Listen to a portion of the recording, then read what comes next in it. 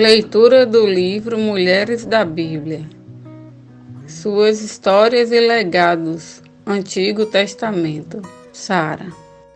Sara era esposa de Abraão, conhecido como o pai da fé.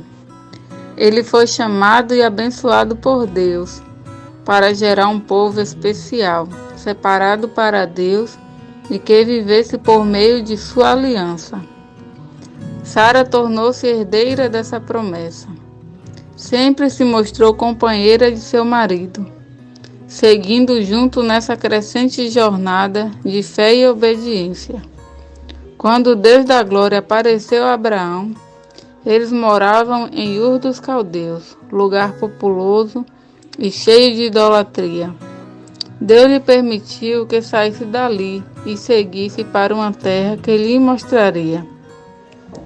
Desde então, Deus já provava sua fé, por isso não lhe disse para onde ir, nem lhe deu um mapa. Com isso, Sara também aprendia a andar por fé. Inicialmente, foi Tera, pai de Abraão, que tomou a iniciativa de partir da Caldeia. Porém, antes de ir para Canaã, foram para Harã e ali ficaram. Quando o pai de Abraão morreu, Deus lhe apareceu novamente e disse: Sai da tua terra, da tua parentela e da casa de seu pai, e vai para a terra que te mostrarei. De ti farei uma grande nação, e te abençoarei e te engrandecerei o nome. Sê tu uma bênção. Dessa vez eles obedeceram e saíram. Vemos que Sara, pela segunda vez, deixou a casa e o conforto do lar para acompanhar o marido.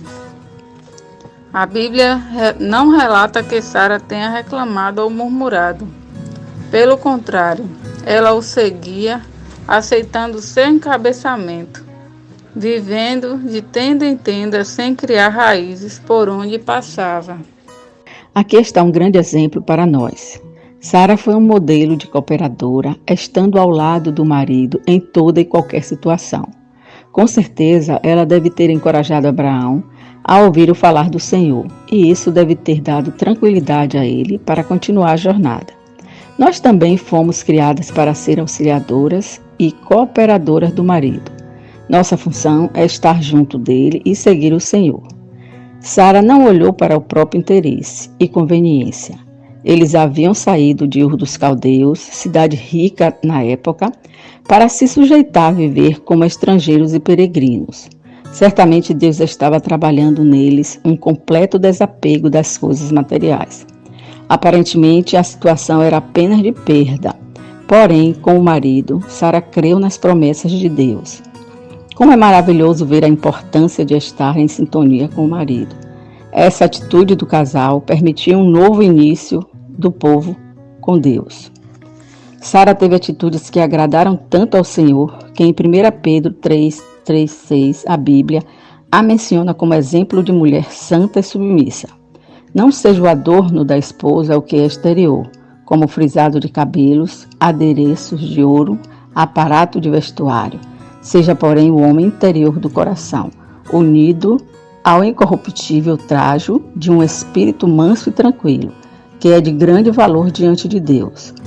Pois foi assim também que a si mesmas se ataviaram, outrora as santas mulheres que esperavam em Deus, estando submissas ao seu próprio marido, como fazia Sara, que obedeceu a Abraão, chamando-lhe Senhor, da qual vós vos tornastes filhas, praticando o bem e não temendo perturbação alguma.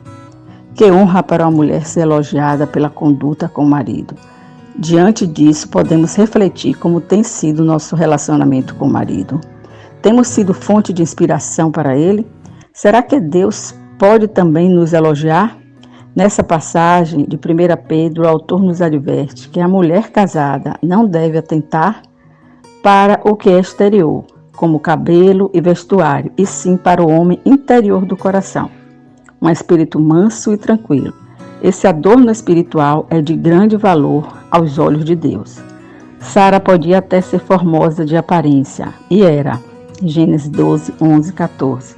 Porém, sua maior beleza não era exterior, mas interior. Todas nós devemos anelar esse tipo de beleza.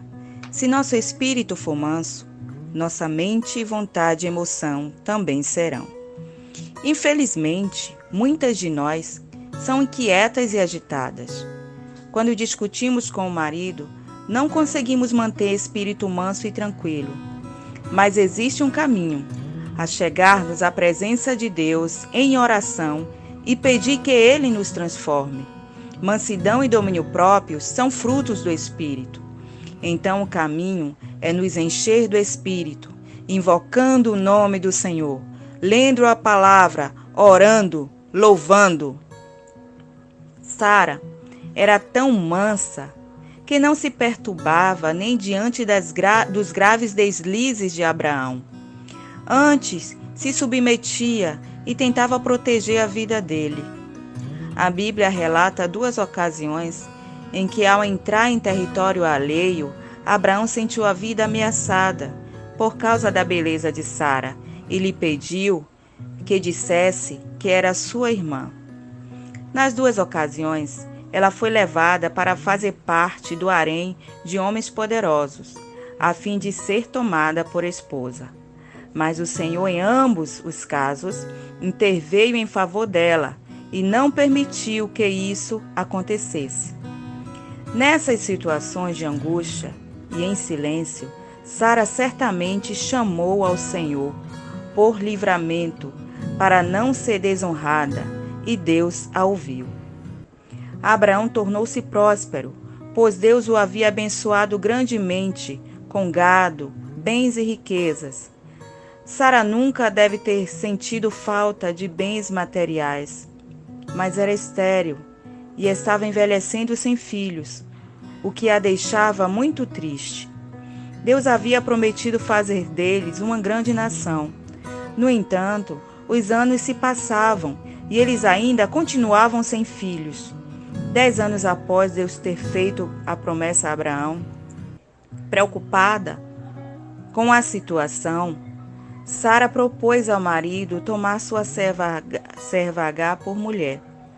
Ela pensava que essa seria a única maneira de cumprir a promessa de Deus. Agar gerou Ismael, quando Abraão tinha 86 anos de idade. A sugestão de Sara de gerar Ismael por meio de Agar resultou em sérias consequências até os dias de hoje, trazendo rivalidade entre Israel, o povo de Deus, e os ismaelitas, que são os árabes. Às vezes, aos nossos olhos, quando o filho prometido é tão esperado demora, tentamos dar nosso jeitinho, não sabemos esperar e confiar. Na verdade, não suportamos a espera. Quantas vezes tentamos ajudar Deus, fazendo nossos próprios planos? O que Deus quer é que criamos nele e em toda e qualquer situação, esperemos seu tempo e não criemos atalhos. Um dos maiores testes da vida é esperar o tempo de Deus. Quando Abraão atingiu a idade de 99 anos, 13 anos depois de ter gerado Ismael, Deus novamente apareceu a ele e reafirmou a promessa de que por meio de Sara lhe daria um filho. Ao ouvi-lo, Sara riu no coração por ser velha e estéril, mas o fato de ter duvidado naquele momento não a desqualificou como mulher de fé. A Bíblia relata em Hebreus 11 que a própria Sara recebeu poder para ser mãe, não obstante o avançado de sua idade, pois teve por fiel aquele que lhe havia feito a promessa. Sara era como nós, com fraquezas e falhas, mas Deus trabalhou sua fé por meio das circunstâncias e ela teve mudança de coração. É interessante que tanto Sara como sua nora Rebeca e Raquel, mulher de seu neto, eram estéreis. Gênesis mostra. A esterilidade marca a história das matriarcas de Israel. Esse fato evidencia o poder de Deus e serve como pretexto para expressar sua misericórdia. O milagre da concepção era de tal forma enfatizado na história dos judeus que o termo hebraico para compaixão ou misericórdia é a forma plural da palavra para ventre, madre ou útero. Que sabedoria divina! Usar a esterilidade para trabalhar a fé nas matriarcas e mostrar que ele é o El Shaddai, o todo suficiente. Em Gênesis 17, após renovar a aliança com Abraão e instituir a circuncisão, Deus mudou o nome de Abrão para Abraão e de Sarai para Sara. Sarai significa minha princesa e Sara princesa. A partir daí, Sara passou a ser princesa, não apenas de Abraão e de sua posteridade, mas de todas as famílias da terra. Na tradução hebraica, Sara recebe o título de Mãe das Nações. No tempo certo, Deus cumpriu sua promessa e Sara teve um filho. Isso foi cerca de 14 anos após o nascimento de Ismael e muitos anos depois que eles saíram de Ur dos Caldeus. Ter experimentado tratamento e fracasso após fracasso é que finalmente Isaac nasceu. Sara gerou Isaac aos 90 anos e morreu aos 127 anos. Mais uma vez, ressaltamos que em toda a vida ela abriu mão do comodismo e conforto. Apesar de Deus lhes ter prometido uma terra, eles nunca se fixaram nela. Tiveram um viver nômade, de tenda em tenda, sem criar raízes por onde passavam. Somente a de Sara é que Abraão adquiriu um pedaço de terra para a caverna de Macpela. Aí é que ele obteve descanso, um grandioso túmulo em homenagem a uma grande mulher. Essa atitude de Abraão demonstra quanto ele a valorizava e quanta consideração tinha por ela. Tanto Abraão como Isaac sentiram muito a morte dela. Sara viveu por fé, e seu nome é mencionado na Bíblia como exemplo de mulher de fé e de submissa, sendo citada a fé em Hebreus 11. Ela fez a diferença na vida de Abraão e de seu filho Isaac. Foi modelo para todo o povo hebreu e ainda hoje para todos. Ó Senhor Jesus, trabalha em nós a mesma fé que trabalhaste em Sara, a fim de que nunca olhemos para a circunstância, mas creiamos que Tu podes. Faz-nos mulheres mansas e tranquilas, cheias do Espírito Santo para governar bem a casa, com sabedoria e domínio próprio. Que também sejamos submissas ao marido, na luz do Senhor, pois sabemos que assim seremos abençoadas, bem como os que nos cercam. Esse é o anelo do nosso coração. Amém.